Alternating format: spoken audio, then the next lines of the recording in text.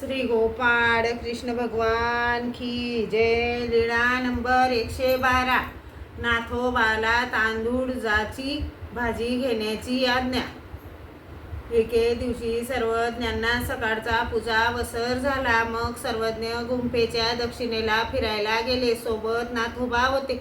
तेव्हा त्या शेतात चांगला कोवळा तांदूळ जा होता। सर्वज्ञ म्हणाले, मंडळी का हा तांदूळ जा घ्या हो। तांदूळ जा खुडून घेतला। मग सर्वज्ञ गुंफेत आले। नाथोबांनी तांदूळ जा बाईसांच्या हाती दिला। बाईसांनी त्या चांगल्या प्रकारे भाजी केली। त्यांची चांगल्या प्रकारे भाजी केली। मग सर्वज्ञांसाठी ताट केले। तो तांदूळ जा सर्वज्ञांना आवडला असे नाथोबांनी पाहिले, म्हणून दुसऱ्या दिवशी न विचारताच आणला, बाईसांच्या हाती दिला। बाईसांनी पुन्हा त्यांची चांगल्या प्रकारे भाजी केली, सर्वज्ञांच्या ताटात वाढली।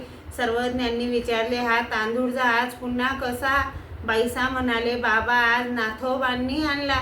तेव्हा नाथोबा तेथेच उभे होते। सर्वज्ञांनी विचारले, मंडळी का हा तांदूळ जा आम्ही मागविला की बाईसांनी मागविला? नाही जी। सर्वज्ञ म्हणाले, मग कोणी मागविला? नाही जी, मीच स्वतःहून आणला। सर्वज्ञ म्हणाले, हा का येथीचा व्यापारू? तो येतो पुसो कीजे की? बाई टाका ताटाबाहेर। बाईसांनी टाकला। श्री गोपाळ कृष्ण भगवान की जय।